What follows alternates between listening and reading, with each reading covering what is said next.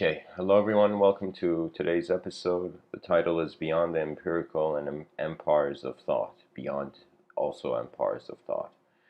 When we look at this world of ours, we are establishing our certainty based on our experience and observation of things. Now, there's something called empirical evidence, which is something I want to look at today. And I want to read for you um, how Saint Dictionary defines it. Based on, concerned with, or verifiable by observation or experience rather than theory or pure logic. That means when we are looking at our reality, we want something to be verifiable rather than a one-time event. Because sometimes when you look at the inner realms of human beings, it's like certain things happen, suddenly the person feels like there is an interdimensional being, or there is a God in the room, or there is other archetypes in the unconscious, or whatever. You know, human beings need to verify what they can work with, I can say at least.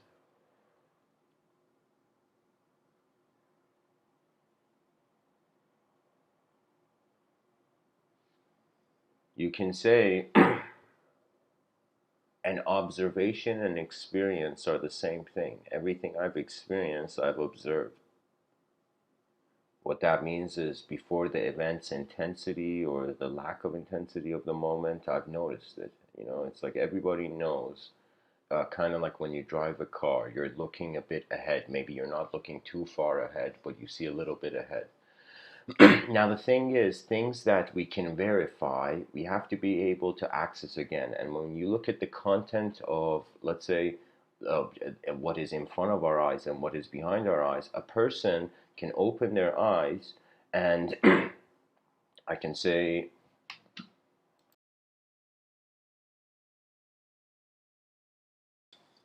or let me say it like this.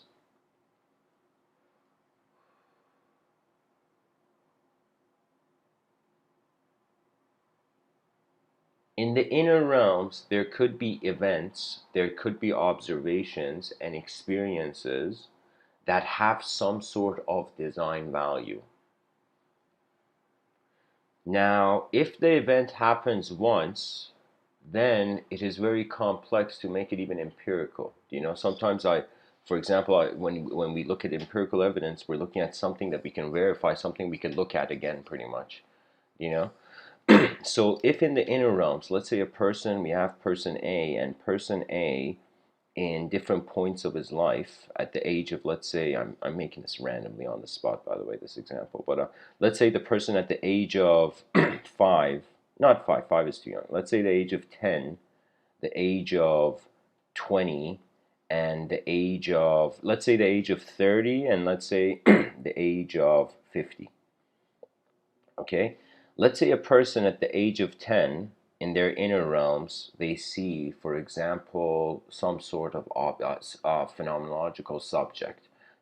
For example, you see this wallpaper right now, you're looking at. Some person in their inner realm could visualize back in the day during that sort of unadvanced time. You can say World War II level, but then they were thinking of what if we had giant robots. So the giant robot was something in the inner realm. Now, I'm saying, let's say at the age of 10, the person, they close their eyes and they suddenly see a mythological creature. Let's say they see like, let's say a bird, a horse with wings. Okay. Let's say at the age of 30, that person sees the horse with wings again. Okay. And let's say at the age of 10, the person saw the horse of wings and drew it. Drew a picture of it. Let's say somebody at the age of, that same person at the age of 30 saw the winged horse again and drew another picture of it with more finer detail. Then at the age of 50, the person saw it again. Now, this, one can say, is an event that is technically to the inner realms of the person being verified and observed more than once. It's as peculiar as a person having the same dream repetitive times, as if, like, what is the mind doing? Has the mind lost its creative touch?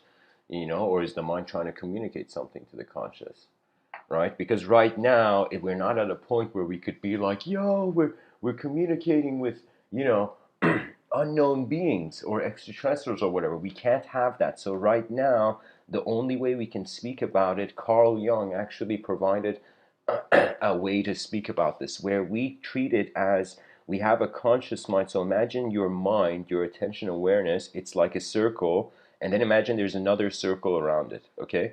The first circle is your conscious mind, the second circle is the unconscious. Now I want you to imagine you draw random shapes, whatever kinds of archetypes that are floating in your collective unconscious, and in the collective unconscious. Nobody owns the collective unconscious, but in the collective unconscious. Now imagine like when you were young, you saw, for example, I don't know, you saw, for example, a bird, and then you saw a horse. You saw a bird land on a horse. You saw a bird, for example, sit on a horse's back. Now, in your unconscious, they may have been like suddenly the winged horse idea. You know, the winged horse idea. So I'm just using the winged horse idea as an example, but I'm saying like that's something in the unconscious mind. The person saw the wings of a bird, the person saw an actual horse, and then without even knowing it, their mind had equated it, both of them the same. So suddenly, when they suddenly, oh my God, am I seeing a winged horse? It is the unconscious. It's a communication, an autonomous communication of an archetype from the unconscious coming into the conscious sphere of the person, right? Because your personality is like a candle in a room, and whatever's in that candle suggests how you can be a person. So this is why awareness, vision is very crucial. This is why even when a person, we can right now attempt to make reality completely a rational place, but we realize that it is impossible. Why? Because rationality is limited to the variables that it thinks there are. So imagine there is like 8 pieces to a puzzle, but because you think there is 7, you're trying to rationalize and it doesn't make sense. You're like, something seems to be off, something's missing. And suddenly you see there was an 8th piece. So unless you have that additional variable, whatever reasoning, computational ability there is, it's not enough. So it depends on what you're inputting.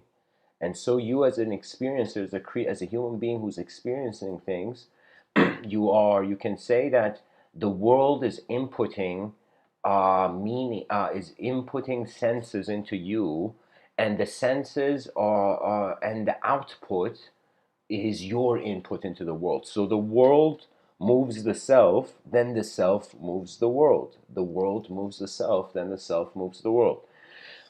Now, imagine like right now, somebody could walk on water. Imagine a bunch of scientists were like, staring at a puddle or something. I mean, puddle, not that kind of walking on water. I mean, like imagine there's like somewhere, some like a pool, and somebody starts walking on the pool, and there's a bunch of scientists there, and they're like, no way. Or what are we seeing right now? And they see that this person is walking on the water, and there's nothing, no invisible glass, nothing underneath the water.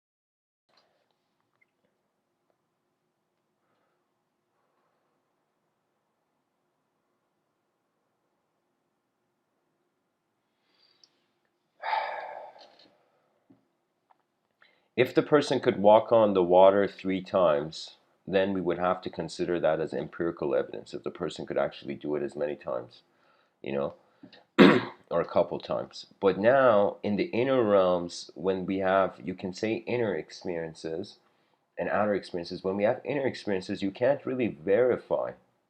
You can't verify it based on the outer realms. It's as if like we're in a world, but we are in a world, but we're not experiencing it from inside. We're not experiencing the world from inside it.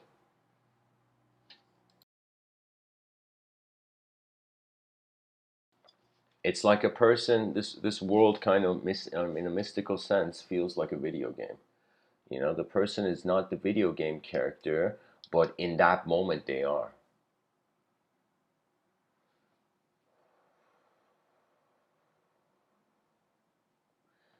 And sometimes I've thought about, for example, this notion. I mean, maybe I'm looking too theologically into it, but if we saw the notion that the creator of the universe is playing the human being like a video game, sometimes in video games, when the character is about to lose, the person becomes hopeless and they stop playing the game.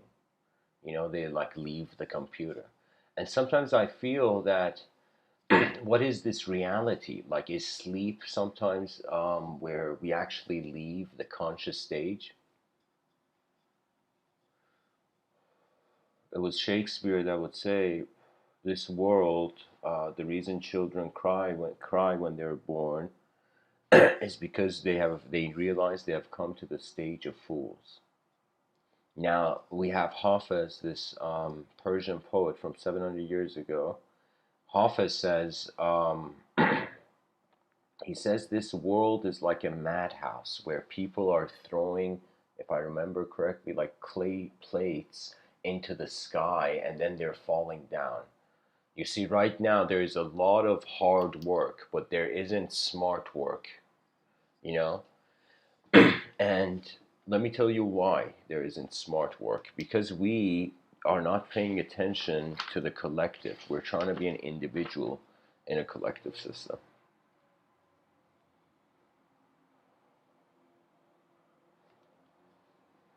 For me, there's two options.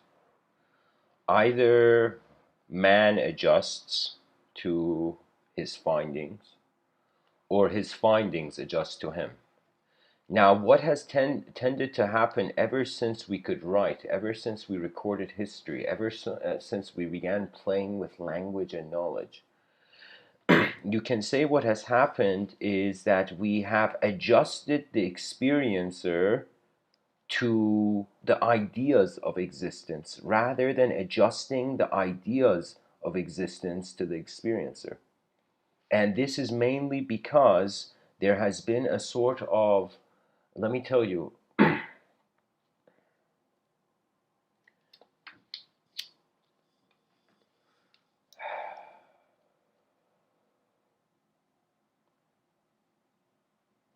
we need imagination for art, for visualization, for creativity, for novelty, but imagination has become shy due to its lack of, I would say, um, we are calling it imagination and we're not taking it seriously. We don't notice the inner realms. We don't notice how we are moving as language when we are individuals. When we realize that whatever we see, we are giving it a name. I mean, like, think about it. Who named you? For me, if all language is man-made, then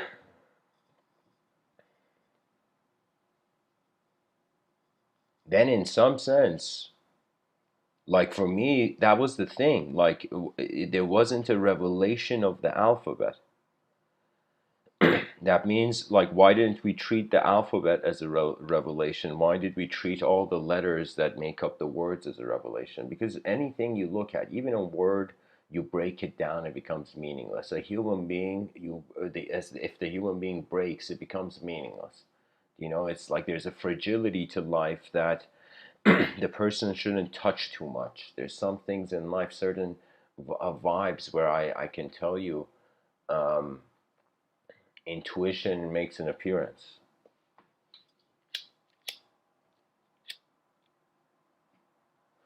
You don't know how many times I've been giving talks, like in outside and in public in certain spaces, and out of nowhere, literally like a message you get on your phone, I've had an intuitive kind of I don't know what to call it, spike or something.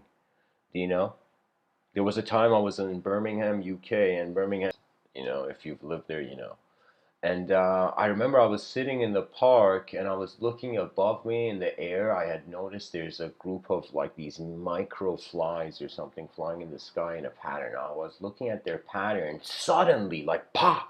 Like as if imagine like a bird landed on your shoulder. Something with a very recognizable touch sensation. And I looked to my right and there was this person. There was a lot of Somalian gangs in Birmingham, UK, in the street. And so I see this person just with a hoodie and the clothing is a bit torn and ripped, just staring as if like, do you know how a hunter stares at the prey? Do you know something like that?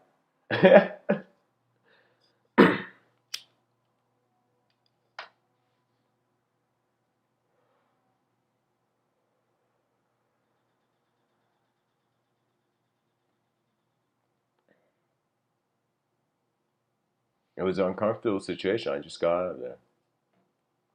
But I can tell you it was a very strange feeling. Sometimes I feel that human beings have entered this plane of existence, not even human beings, beings have entered the human dimension to do work. And until their work is done, I feel they really doesn't make sense for them to leave. I feel that this may sound strange, but through my studies of mystical texts, there is this strange idea that once you notice yourself not as a visible self, as an unconditional being, then you literally can't, literally nothing, I don't want to say nothing can happen, but I want to say it's as if like I'm telling you something, passion is divine. Just like how inspiration, for example, you know how many rock stars have had muses? You know how many broken hearts have led to great songs being written?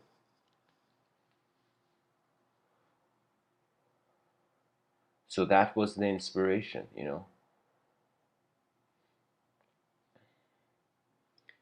Now the empires of thought are upon us. What does that mean? Before in the talk before this one, I spoke about the linguistic simulation. And really, what it is that there is no such thing as good and bad human beings, but there are human beings that started identifying a sub level of realism with an objective realism. So I don't know how to say it, but like technically, everybody has a subjective life. I don't know how who's listening to this. It shows 8 people listening, but if you're listening, what does that mean? That means there's someone listening. That someone, it appears as an idea. So anytime I move as a human being, an invisible subject is like holding the steering wheel, you know? A subject that I know is there. I know the idea of me is here. I know myself is here. But again, that self is not something I could grab. So right now, like how the eyes of my mind are, I can at best give words to or maybe draw some things. But really, it can't be shared. This is something about loneliness that when the sooner the person realizes, they never get bothered. Literally, the concept of loneliness doesn't process. It's not that it doesn't make sense after a point, you know? Because the whole thing is, it's about, if you define, you can say people are maybe not comfortable with the silence, but I wouldn't say people are lonely. You see, because the world doesn't have a set context. It's how you move gives it a context. You know, if you're a gentle person, I can tell you that a gentle world finds you. Literally, the gentleness in the world walks up to you. If you're a very intense and tough person, rough person, literally intense things happen. You know, there was a man named Joey Diaz. He has a podcast, and he was saying something remarkable. He said that the moment in his youth, he bought a gun, everybody with guns started showing up around him. As if literally you as a human being, the action you do, it echoes. The way you think about living echoes. I think it sets the signal. I think we are such advanced antennas that by the mere shift in perspective, we receive completely different.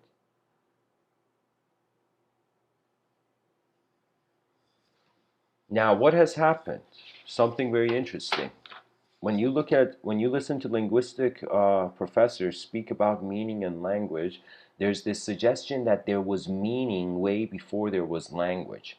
That means there was the inner life had been established, but it had no way to communicate to the outer life. So that means imagine a caveman seeing another caveman, and imagine a rock, a giant boulder is about to fall on one of the cavemen. The cavemen don't have language, but they're like, oh, oh, oh, like they're shouting. You know what I mean? Like they have, there's some meaning there behind their eyes. There's something that it makes sense, but has no linguistic level of sense. You know? So what happened is that after nationalism, people were speaking different dialects around the world. That means so many people, even it's like there's no such thing language as Chinese. There's different dialects, as if there was a sort of uh, um, lack of unity. I can say in different languages. But here's the thing. The whole point of it was that when nations got an identity, okay, when nations got an identity, it was then where there was the declaration of a single language. That means if you were someone studying language, you'd be fascinated about the human progress through it. So after nationalism, all these separate dialects kind of died off because there was one. Just like how they say there were many technologies for flight, but the wings of the airplane was one of them. The airplane was one method. And so many other methods, there's something known as lost technologies. Like there's some people who are archaeologists of like actual stuff, but then there's some people who are archaeologists of rare subjects in the realm, you know? So after nationalism, there was a singularity of a single language. Okay? Now, after there was a single language, this single language got adopted and went to, it was as if we made an ultimate decision. It's as if a language became our leader, you know? So now children are being born, they're being taught how to walk, how to eat, how to take care of themselves, but then they are indoctrinated, they're taught that through language. Okay? That means what happens to the young child? It's communicated to. And children, they need to, especially very young children, they need to be hugged. I'm telling you, if you're a parent, go hug your children, you know? But the whole point is, uh, the younger the child, the more the world needs to pay attention to it. The older the child becomes, the more the child needs to pay attention to the world. Now, our attention, pretty much I'm saying, we're conditioned into being ideas. And when we verify something, we do it through language. Now, if you've listened so far, we kind of get a sense that there's a hollowness to language. Like just like we discovered fire, we were like, all right, let's put symbols on objects and let's name everything, you know? So the action of naming things added another world inside a world. So we've actually are creating a world inside a world, and the world we've created inside the world, which is the linguistic simulation, is hollow and simulation-like. But the world before that, technically, there is no self. It's just world and sight.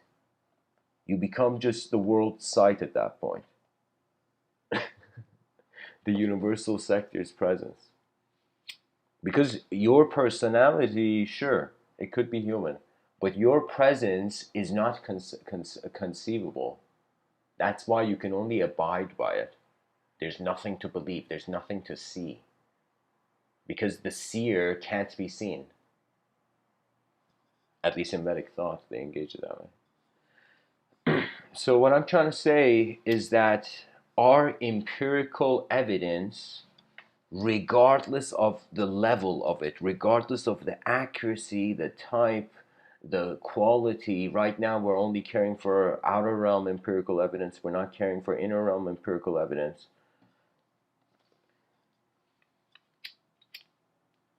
But I'm just saying, when we realize the matrix of civilization, literally what this, all the social behavior on the planet that's going on right now as I'm speaking, the whole civilization right now, you know, the whole civilization, it is a giant language, just like we have an atmosphere on the planet, we have a subjective atmosphere upon our planet. Now, what do we notice about uh, society and culture and just entertainment in general? It's just symbol exchange. We're exchanging shapes in our own attention, literally like a camera moving around recording different things.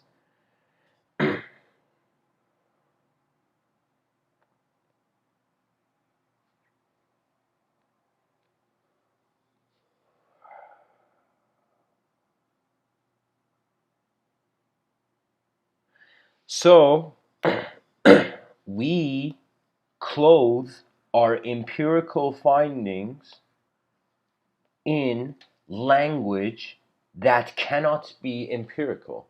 That's not, you can't physically, maybe on paper you write, so you can see ink on a page, but that ink on a page is being nothing more than ink on a page. It is man's mind that sees the meaning in there, you know?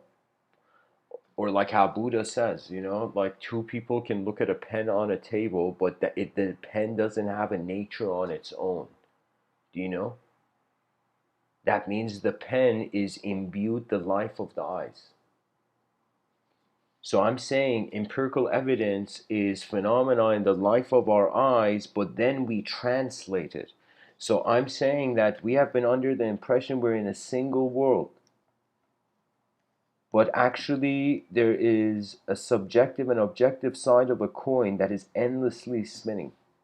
So you can't tell. The moment you think you're a subject, you notice the objective realms. The moment you think you're an object, you notice the subjective realms. This is just an implication that we haven't understood our true multidimensionalism as beings.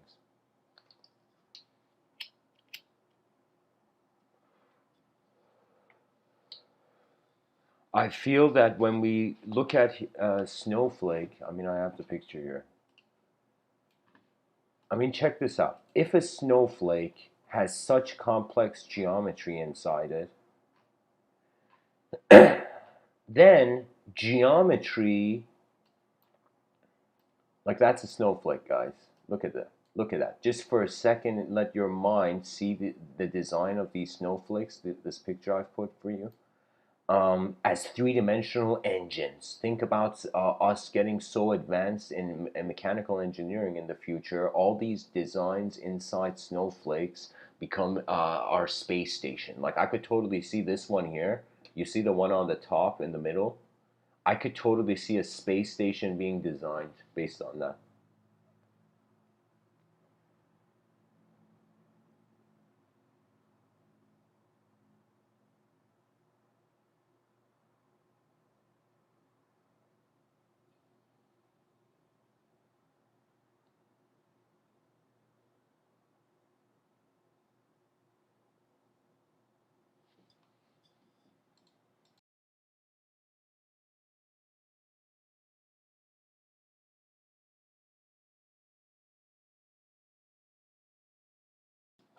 If there is such geometry in nature, and we suddenly discover that the language of the mind is geometric, the mind is existing through a geometrical dimension.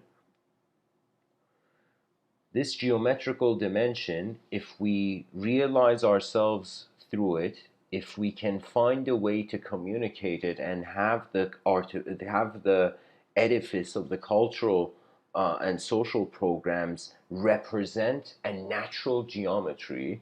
I because I've thought about an advanced civilization, and in my inner realms, I've noticed that if we had all the architects in the world, how would they decide to actually design a massive next level advanced civilization? All the designers on the planet, if they were all in one room in one giant conference, I don't know, maybe in the future I'll set up an event. I'll call it the Conference of Advanced Communicators.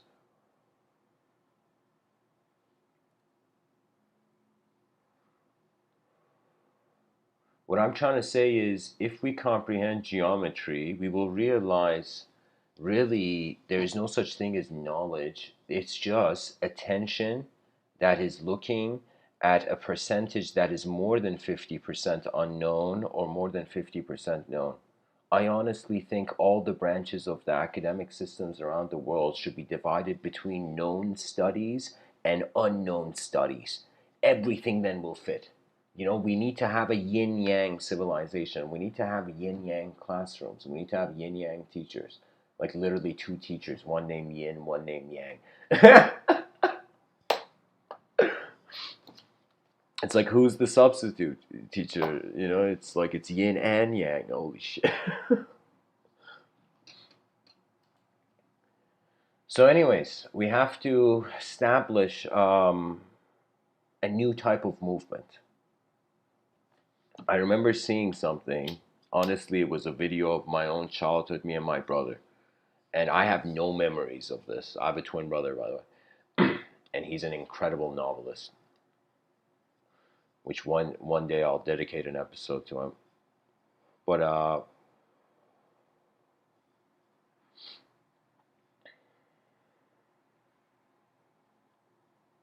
I remember seeing footage my parents had filmed of me and my brother as kids, and it was ridiculous. It was like me and my brother would run instantly into a gathering, like some sort of gathering.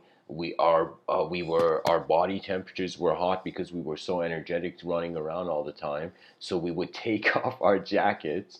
So they just see like two little kids, like me and my twin brother, like at very young age. I don't even know. I have no memory of this. It was that young, where me and my brother are just running into this huge Persian like gathering, maybe like close to 50 people, just family, big family gathering, and me and my brother are just running in there, and we would always run, and we would start spinning.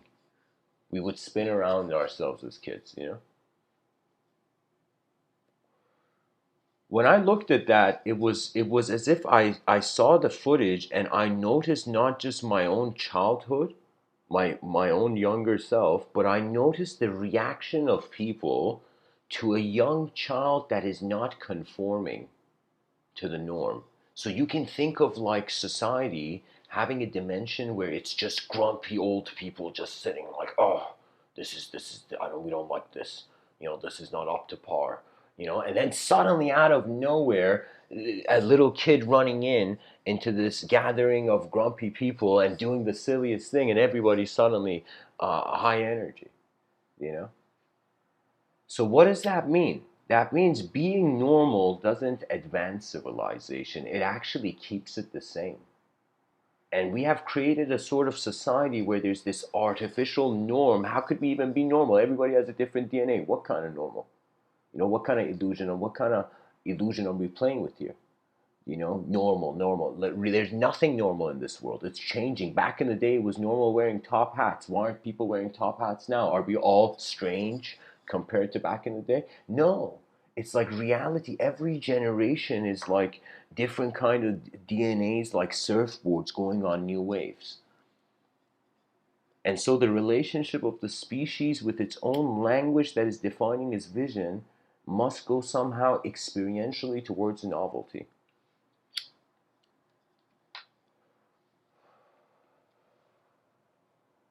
Aldous Huxley says there's things known and things unknown, and in between are the doors of perception. If we choose to consider any sort of empirical evidence, you know, it would mean that we are avoiding the unknown if we are choosing to be certain. So rather than us thinking that we have to do so many experiments to become certain, we should have this view: whatever amount of experiments we do, we cannot be certain. You see, it's like a battle. The scientific exploration of this realm is like a battle. It's like war for me. I don't know why scientists are being so soft and like trying to be like English. Um, what do you call it? There's something I see about scientists that there's a fear. They have a fear. I don't know why. It's as if there's something there. It's as if they feel, I think, the thing about science, I mean, it's not about science, it's just human psychology. They say this: anytime you think you're special, you separate yourself from people. Why? Because you see them as different. That's the thing. This is why, for me, I do humble things through the day. Sometimes I just lie down on the ground, not like, like in my home.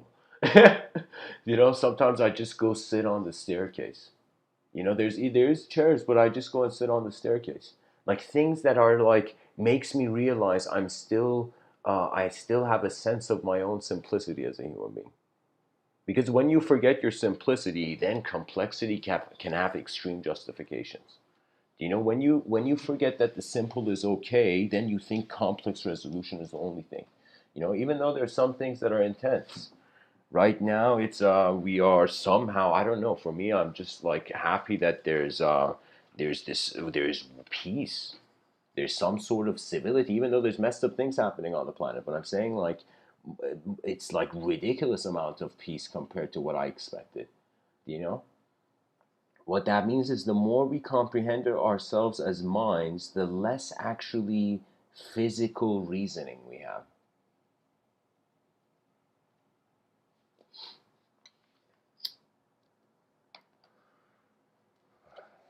In previous talks, I've spoken about after idol worship, after people were worshiping objects and somebody came and slapped the object out of their hands, like, what are you doing? Stop worshiping an object. An object isn't truth. What did people do? They started worshiping subjects.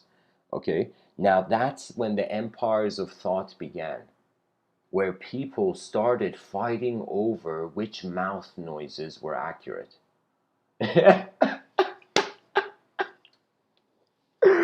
Oh my god. Oh my god, so many wars over mouth noises, ridiculous.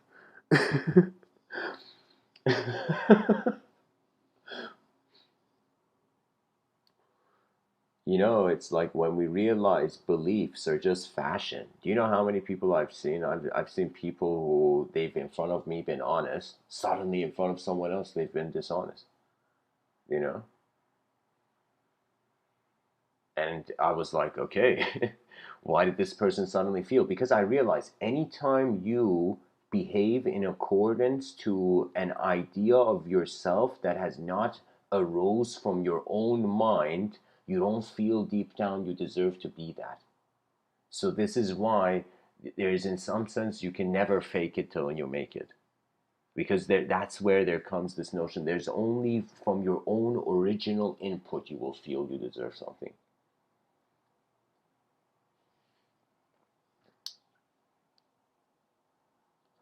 This world is a wonderland. That means we're literally looking at the land and we're just wondering, like, why is it here? For me, our resolution to the empires of thought, or you can say, the language wars. I had termed it once. The language wars, the empires of thought battling it out. Now, right now, there are empires of thought, thoughts that are, imagine all thoughts are fingers. Now, some thoughts are pointing towards known objectivity, and some thoughts are pointing towards unknown subjectivity. And the human being is like in between this.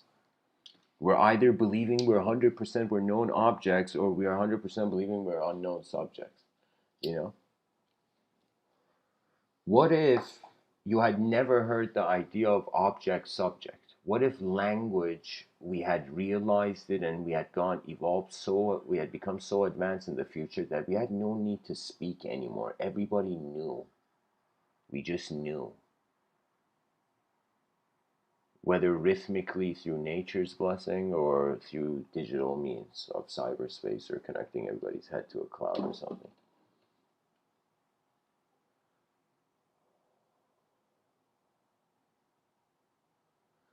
So that's the challenge. I mean, I could totally see that the scientific endeavor, its biggest challenge is even if we try to create a rational model, because human beings have emotions, civilization isn't a rational place. So rationality is something that I think it should be like I mean, here's the thing. In the purest form, everything is an effort to move something. So you can say anyone who is thinking, they even use that term, or if someone, anytime you move as a being, something is happening, which technically means on a binary level, it's effort, no effort. That's all of life. Either in the moment you are choosing to push, or you are being pulled. You're choosing, you're allowing yourself to be pulled in the moment. There's two options really in life. And the ultimatum is trust. That means when the mind is no longer in the battlefield of chaos or in the playgrounds of order, when the person is done, that means the inner child and the outer old man have united. I've noticed their inseparability. Then all that remains is novelty. I am telling you, the present is still the past because that's the only way you can notice the present. You got here.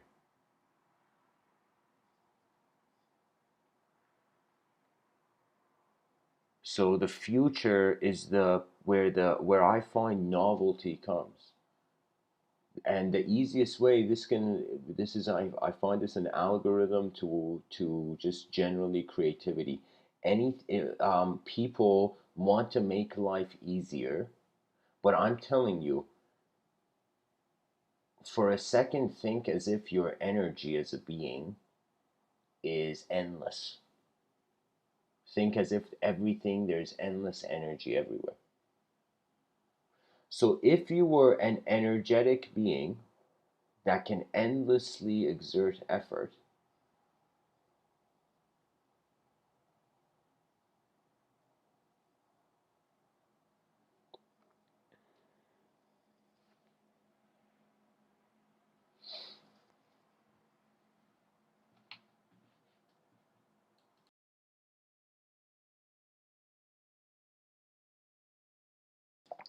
all that remains after you have strength is, because here's the thing, think of life having velocity. You have the speed, which is comes from your strength, and you have the direction part. So that means somebody can say some things and it could be nice, but at the end of the day, you have to move your eyes. Now, when the person looks at civilization, I mean, it's not updated. It's a bit strange. It's as if it's kind of feels, the atmosphere in civilization feels like we've kind of given up. So we're just sticking with whatever works until we can endure.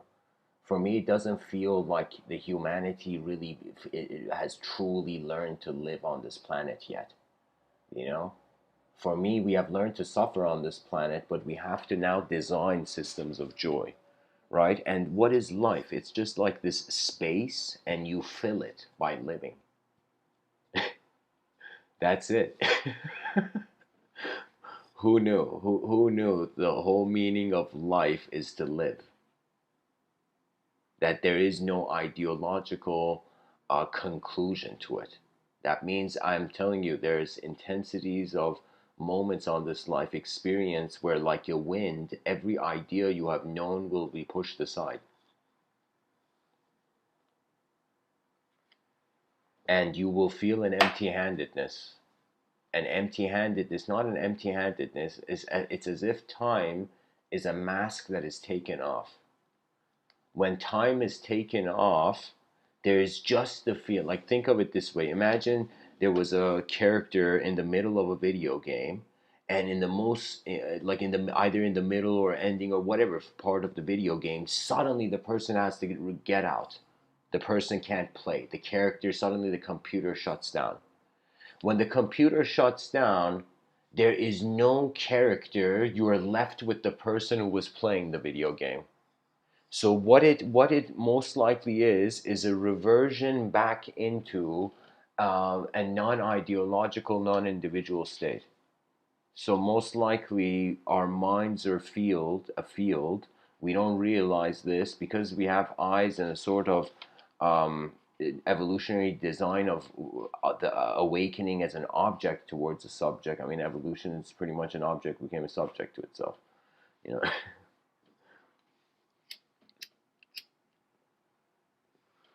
when we realize all ideas are interconnected, then there is no the language wars stop.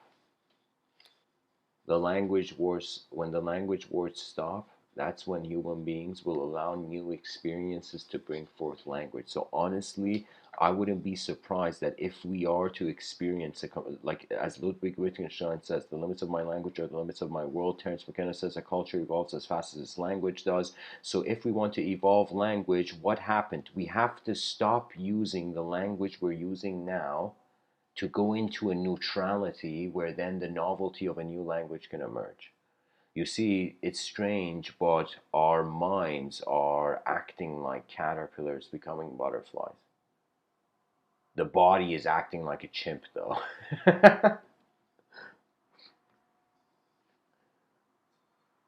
So the body, let us say, it was inspired by the chimp, and the mind was inspired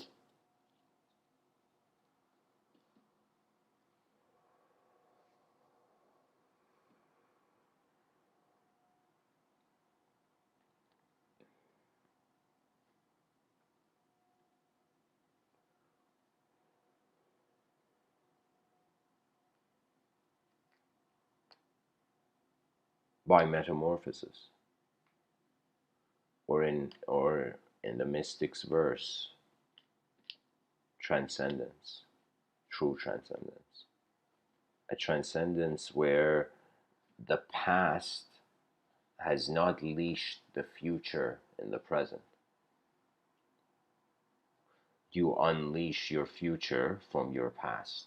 That means the past is just a design toolbox. I don't know what else you can do with the past. You can definitely cry about it, you can laugh about it. Sometimes I remember my childhood, it's just like my own silliness makes me laugh.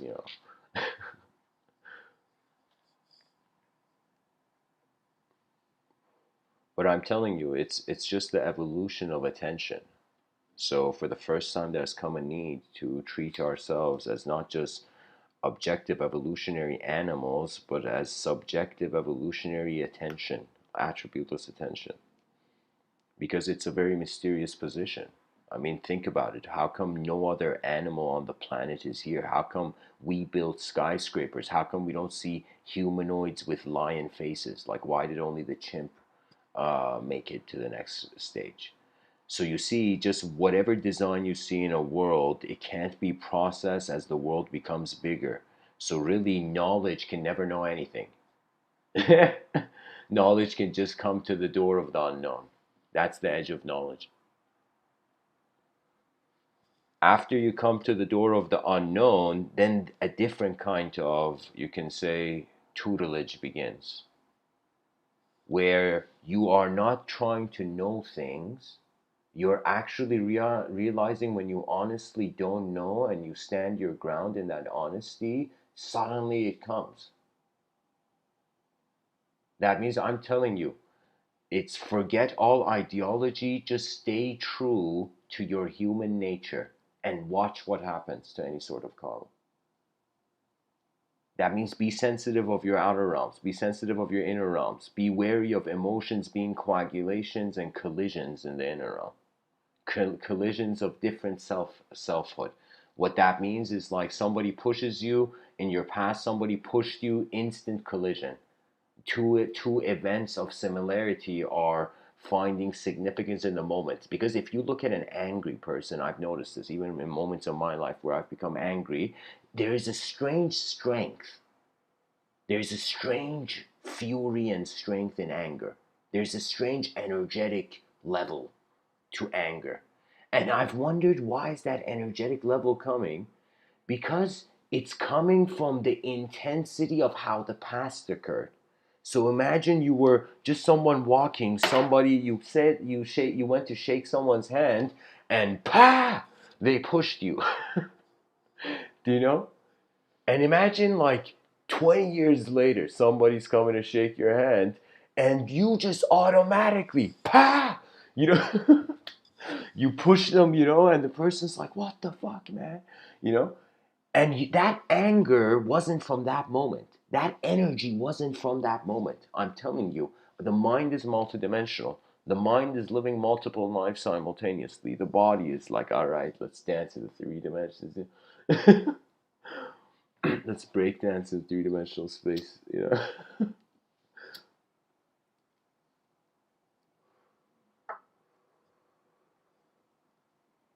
We have to bring back an honor for the artist. If we can honor the artist in civilization, every unknown sector of academia will be glorified. Now, the issue is that the artists of today, I would say, they are seeking freedom through emotion rather than discipline through thought. You know? And really, we should treat our activity as human beings on the planet as what we are feeding our civilization. That means if a rapper comes and sings about, for example, like violence, then they are inputting that imagery into the civilization. And emotion, there's something, like I'm telling you, it is especially in mysticism, there comes a phase where you just learn from your emotions. You're not looking for objects of design or subjects of design. You're just staying in the moment until an emotion arises. An emotion, you can say, can become a tornado, you know? And there's conscious emotions and unconscious emotions. Unconscious emotions, you're pretty much possessed by the past in that moment. But conscious emotions, you are actually moving towards the future. So you're wielding the force of your uncontrollable past.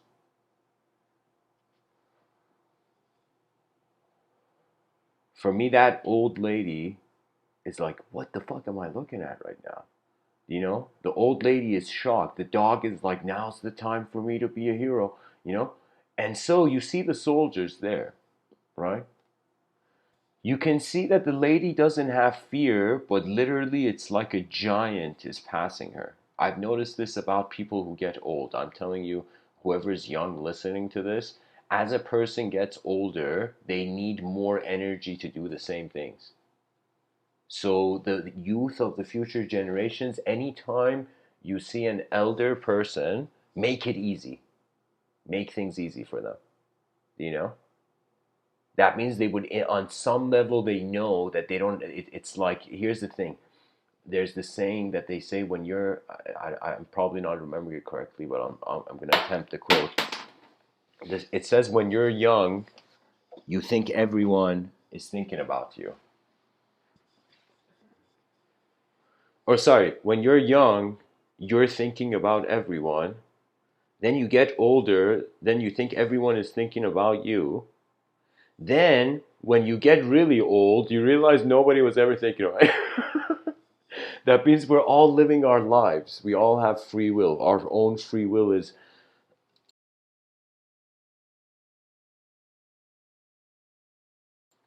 better entertainment than the will of another.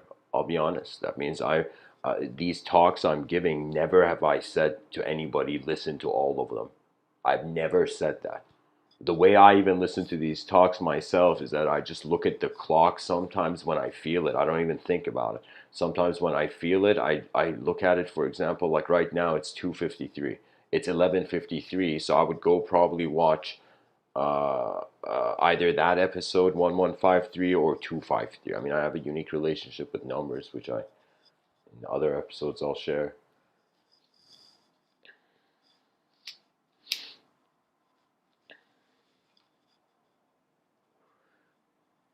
It is an artwork, is it not? Are we not nature's artwork right now? That means art doesn't have too much of an expectation from the future. You can say we have seen past, present, future, but we have not seen five levels. We have not seen the past, present, and we have not seen the present, future before the future.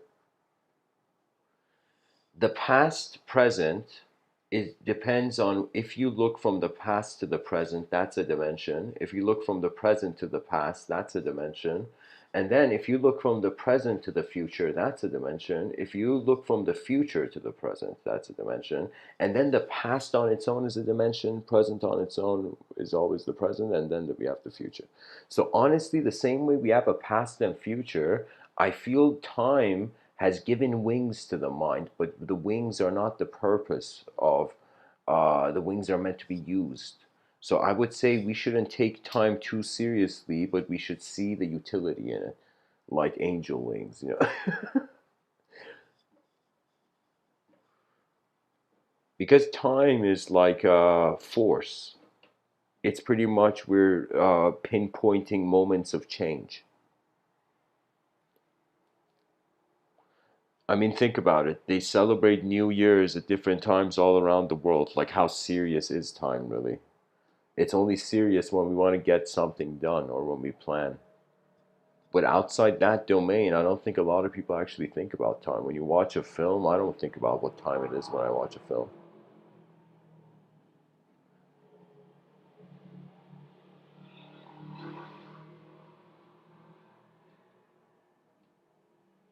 And imagine, like, it totally depends, but these seem to be good soldiers. But this old woman is probably seeing all these soldiers, and the soldiers are probably speaking politely to her. And she's probably blessing them, old lady style, blessing all the single cavalry. That's something that in certain developing countries you notice that they still have certain ceremonial relationships with the moment that haven't been abandoned.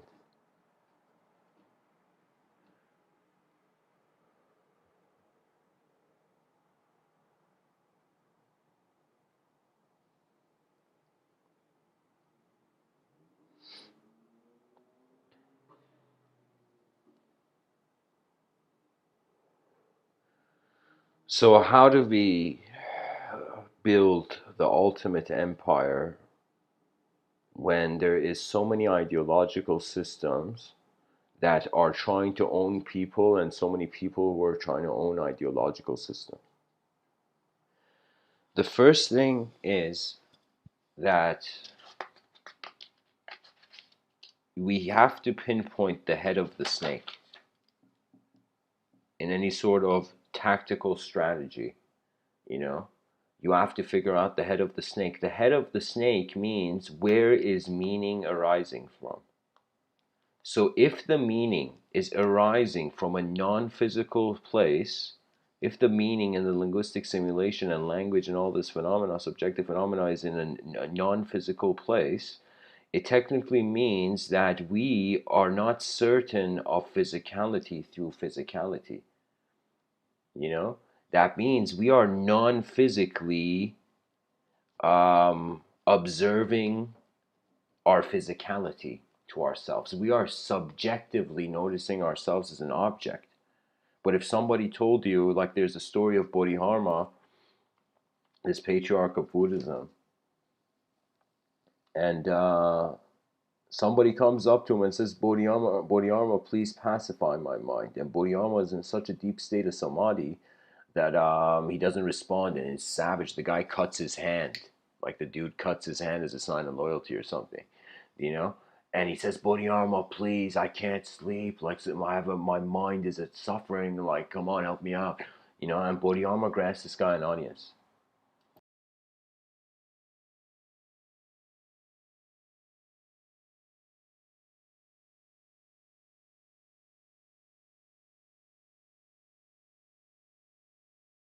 As Bodhidharma,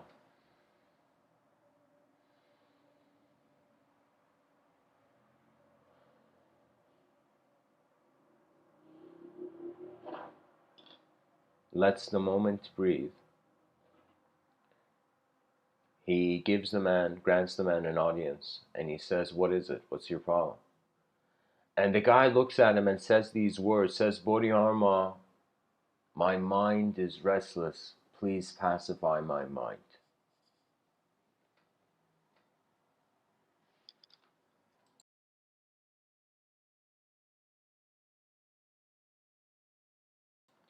Bodhidharma tells the guy, "Bring your mind in front of me and I will pacify it. Bring your mind right now. This mind that is causing your suffering, all your sadness, sorrow, guilt, shame, your own acts of dehumanization or empowered humanization, whatever, where this mind that is suffering because of this world, the Bodhidharma is like, bring it in front of me and I'll pacify it." And the guy for the first time realizes, oh my God, I can't find it. It's not something you can touch. You can maybe touch a brain, but you can't touch a mind. He looks at Bodhidharma, he says, "I can't find it, man." And Bodhidharma looks at him and says, "There, your mind is pacified." And in that silence, the man attains nirvana.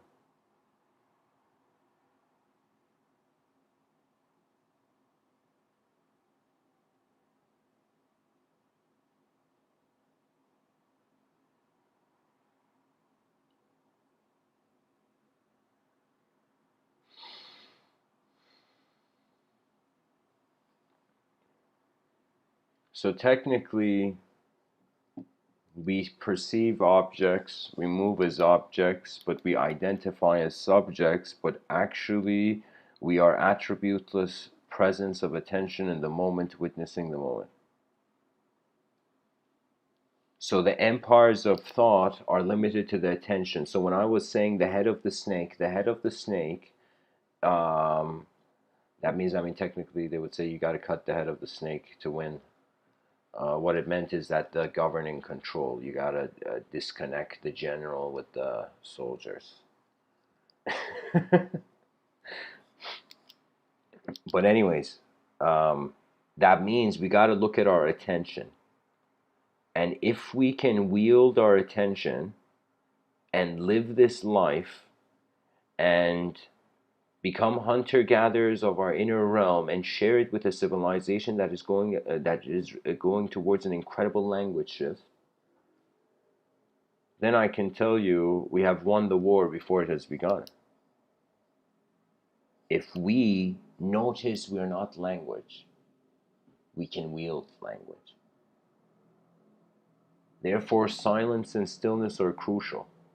That means I think this has to happen where even in corporate culture you can see this spreading, or you can see this in schools where from every student that enters the class, because students enter the class at different, some of them are late to class, they're running, some of them, the teacher should have a 20-minute at the beginning of the class silent meditation. There's no teacher, there's nothing being said, everybody is just sitting silently until all the students come, and only the teacher is looking. 20 minutes of complete silence, or whatever, just a chunk of silence. Now, after the students are in silence, and the teacher lets even the students who come, be able to sit in that silence for 10 minutes or whatever, you know, that means if you're a teacher doing this, if a new student just runs into class and you're at the end of the 20-minute silence, add a 10-minute silence or whatever.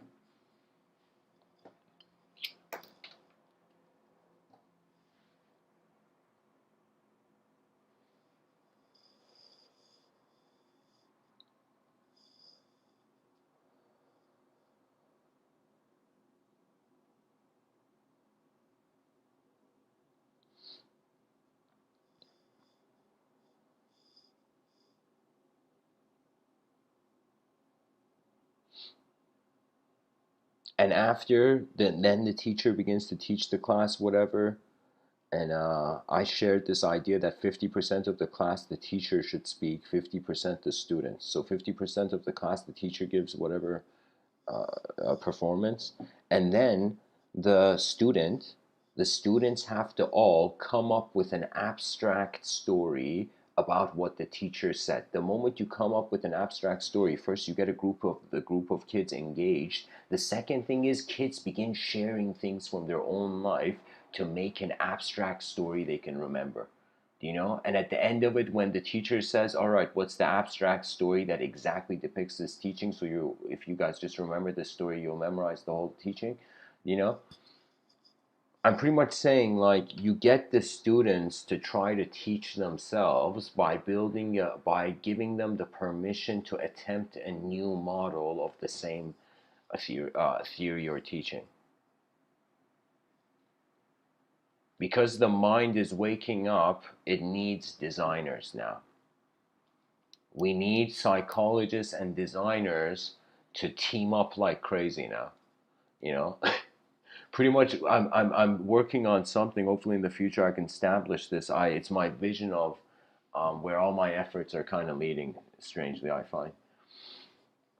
And I saw this hall of advanced communicators, this advanced giant coliseum, where at the center of it is like a school of Athens, but it's designed like a parliament, where we have people from different parts of the world with the most, every branch, every ideological system. Imagine we've had decades of knowledge reform, you know, of how we've categorized or how we've even perceived knowledge. What if we stop seeing knowledge as a branch of a tree? What if we totally have a different sort of design implemented there, you know?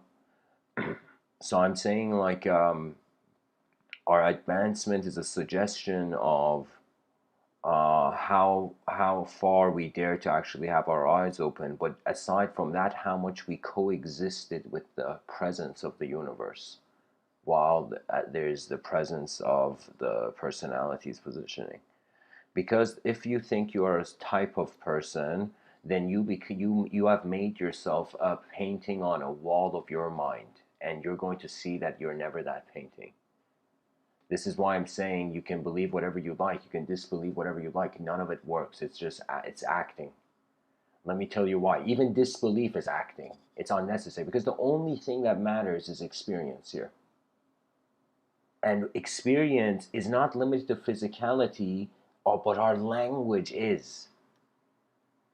So we got to find a way. Let's say that the next geometrical language, it could totally be an invisible language. It could be a language of context, not the concepts. We have concepts for everything. Maybe it's a language that, by the nature of considering certain contexts, which are the invisible component of why I'm saying it's an invisible language, if we consider the certain pre-considered context, it's as if, like, if imagine we wanted to recreate the Tower of Babylon, which all human beings united under one language built this tower to the gods, and the gods separated their ability to speak the same language, so they couldn't build the tower anymore. So imagine if we were attempting the Tower of Babylon 2.0.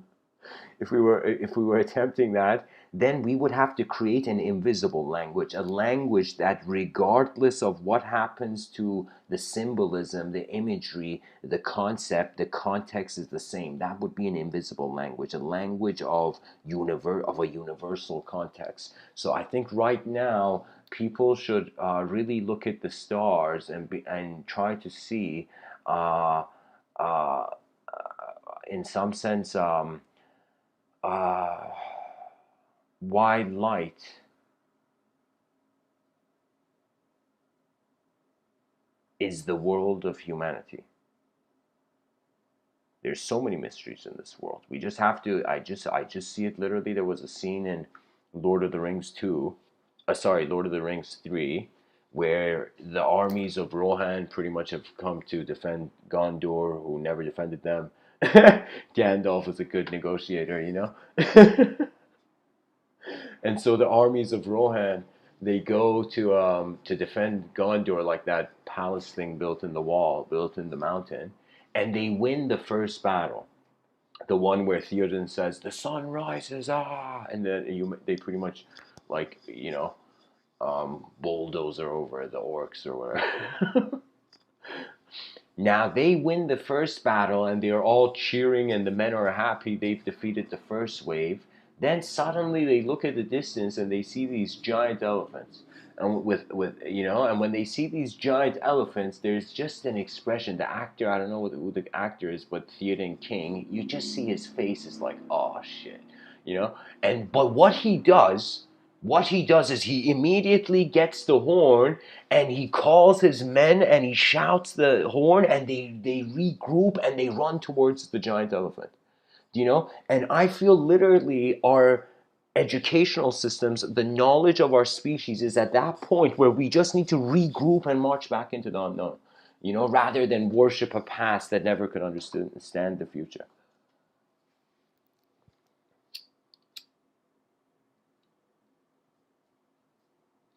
Freedom means, can you imagine, like, the same way we think that one ideological system has to be the only ideological system for everyone? It's like someone thinking there should be no other colors in the world.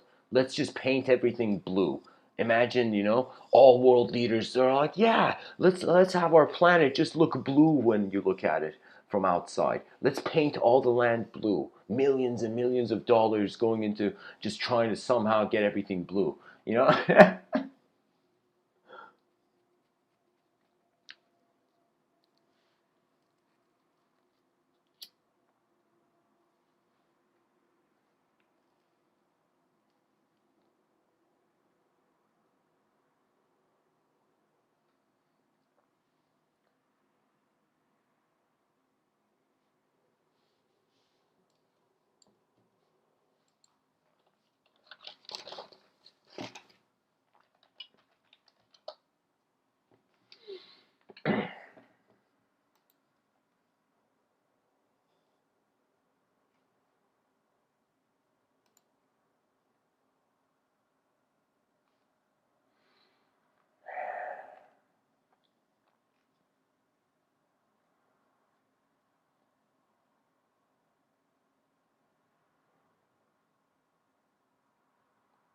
Einstein, there was something where there was this quote, God plays dice. Let me see if I can find this.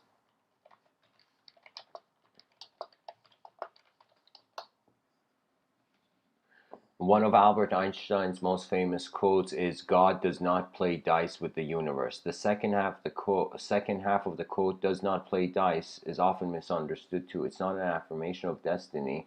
The phrase refers to one of the most important theories in modern physics, quantum mechanics.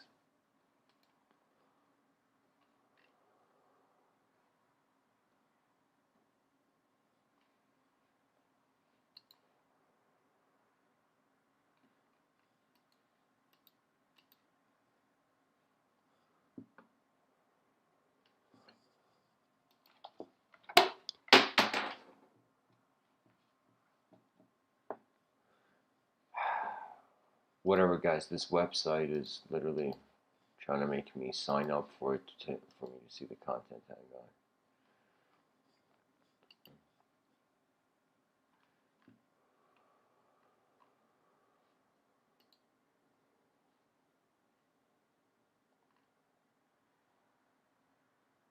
No, it was a response to someone else. I just don't know who. Somebody else had made another comment about dice, like God plays dice with the universe, and Einstein said he does not play dice. Let me see. Oh, check this out. Einstein was responding to a letter from the German physicist Max Born, the heart of the new theory of quantum mechanics. Born had argued randomly and uncertainty as though suffering from arrhythmia, whereas physics before the quantum had always been about doing this and getting that. The new quantum mechanics appeared to say that when we do this, we get that, only with a certain probability, and in some circumstances we might get the other. Einstein was having none of it, and his insistence that God does not play dice with the universe has echoed down the decades, as familiar and yet as elusive in its meaning as E equal to mc squared. What does Einstein mean by it, and how did Einstein conceive of God? Hermann and Pauline Einstein were non-observant Ashkenazi Jews. Despite his parents' secularism, The 9-year-old Albert discovered and embraced Judaism with some considerable passion, and for a time he was a dutiful, observant Jew. Following Jewish custom, his parents would invite a poor scholar to share a meal with them each week, and from the impoverished medical student Max Talmud, later Talmi, the young and impersonable Einstein learned about mathematics and science.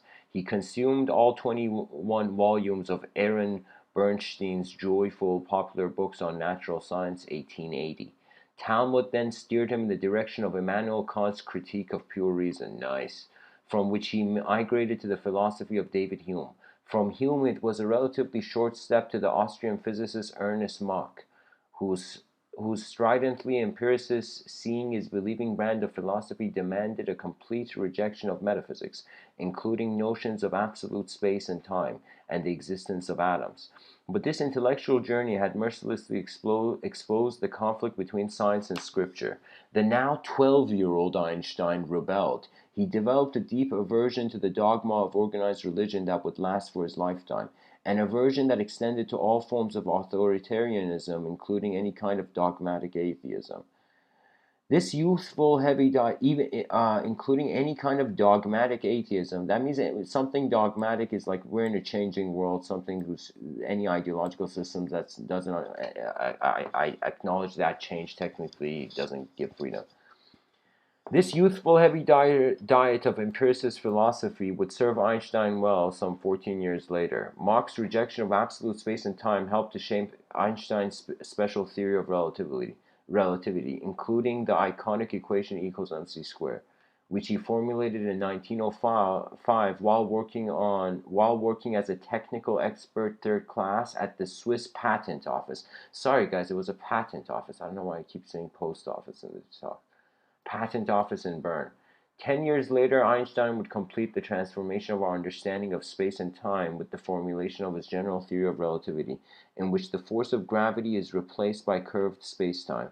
But as he grew older and wiser, he came to reject Mach's aggressive empiricism, and once declared that Mach was as good at mechanics as he was wretched at philosophy. Man, that's like a burn, yeah. Over time, Einstein evolved a much more realist position. He preferred to accept the content of a scientific theory realistically as a contingently true representation of an objective physical reality. That means I think he realized the value of mathematics pretty much. And although he wanted no part of religion, the belief in God that he carried with him from his brief flirtation with Judaism became the foundation on which he constructed his philosophy. When asked about the basis for his realist stance, he explained, "I have no better expression than the term religious for this trust in the rational character of reality and in its being accessible, at least to some extent, to human reason." But Einstein was a god of philosophy, not religion. Oh, sorry, but Einstein's was a god of philosophy, not religion. When asked many years later whether he believed in God, he replied, "I believe in Spinoza's God, who reveals himself in the lawful harmony of all that exists, but not in a God who concerns himself with the fate and the doings of mankind." Baruch Spinoza, a contemporary of Isaac Newton and Gottfried Leibniz, had conceived of God as identical with nature. For this, he was considered a dangerous heretic and was excommunicated from the Jewish community in Amsterdam. Einstein's God is infinitely superior but impersonal and intangible, subtle but not malicious. He is also firmly determinist. As far as Einstein was concerned, God's lawful harmony is established throughout the cosmos by strict adherence to the physical principles of cause and effect. Thus, there is no room in Einstein's philosophy. How long is this, Jesus Christ? Thus, there's no room in Einstein's philosophy for free will. Everything is determined, the beginning as well as the end, by forces over which we have no control. We all dance to a mysterious tune, intoned in the distance by an invisible player. That's a quote from Einstein, guys. The special and general theories of relativity provided a radical new way of conceiving of space and time and their active interactions with matter and energy. These theories are entirely consistent with the lawful harmony established by Einstein's God. But the new theory of quantum mechanics, which Einstein had also helped to found in 1905, was telling a different story. Quantum mechanics is about interactions involving matter and radiation at the scale of atoms and molecules set against a passive background of space and time. What do they mean by passive background? Uh, do they mean something specific? Okay, general, let's say. Earlier in 1926, the Austrian physicist Erwin Schrödinger had radically transformed the theory by formulating it in terms of rather obscure wave functions. Schrödinger himself preferred to interpret these realistically as descriptive of matter waves, matter-waves. Oh, sorry, there's no dash. Schrödinger himself preferred to interpret these realistically as descriptive of matter waves, but a consensus was growing, strongly promoted by the Danish physicist Niels Bohr and the German physicist Werner Heisenberg, that the new quantum representation should be taken too that the new quantum representation shouldn't be taken too literally. Wow, these guys had noticed the hole in the ship.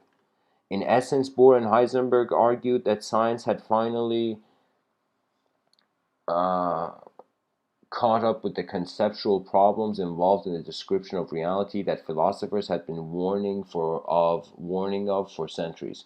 Bohr is quoted as saying, "There is no quantum world. There's only an abstract quantum physical description.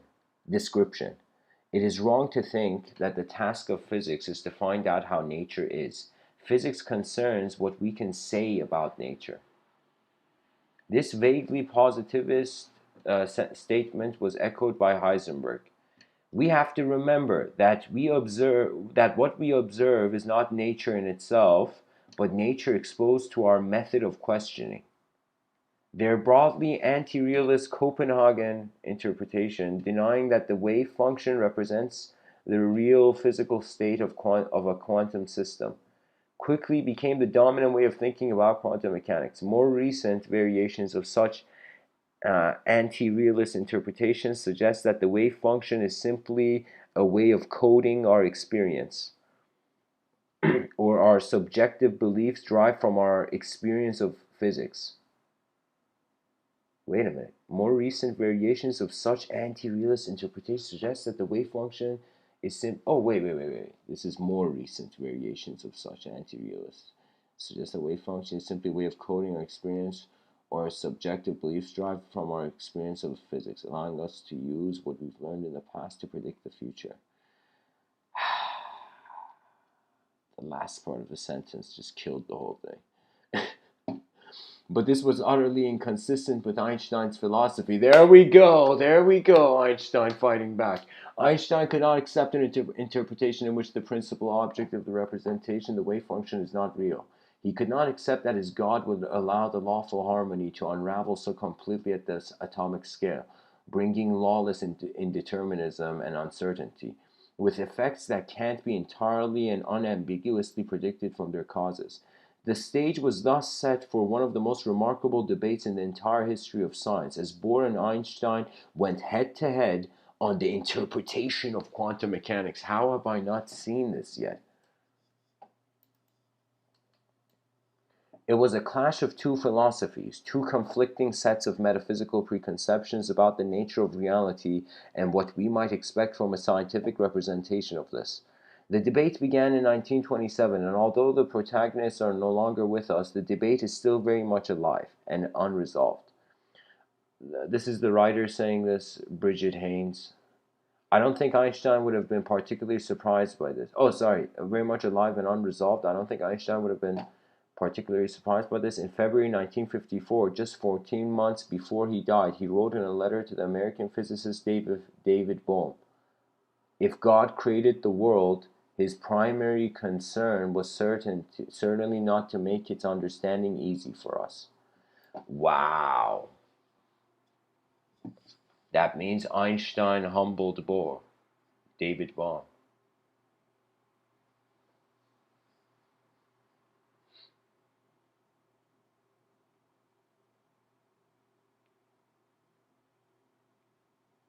It's remarkable, every human life is like a complexity of multiple dimensions and angles of the world.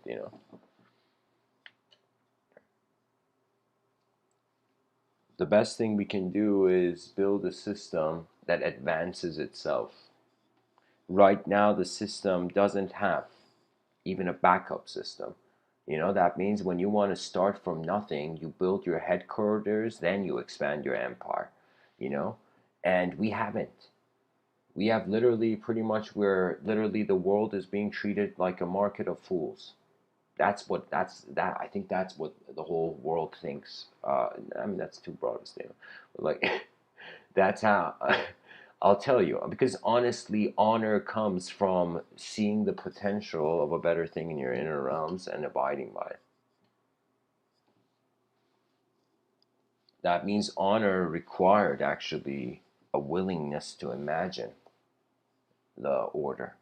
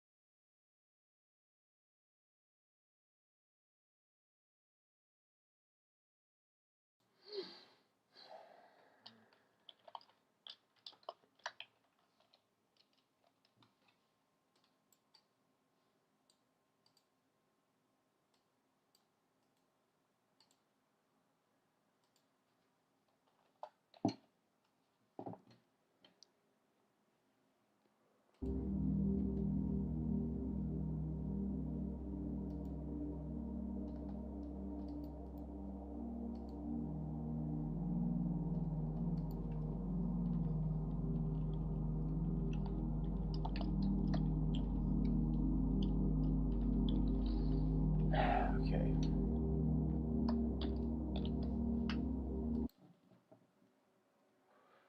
All right, guys. Thanks for listening. I'm gonna end off the talk here, and anybody who would like to ask questions or would like to discuss these ideas further, I'll be available in the Discord. Blessings.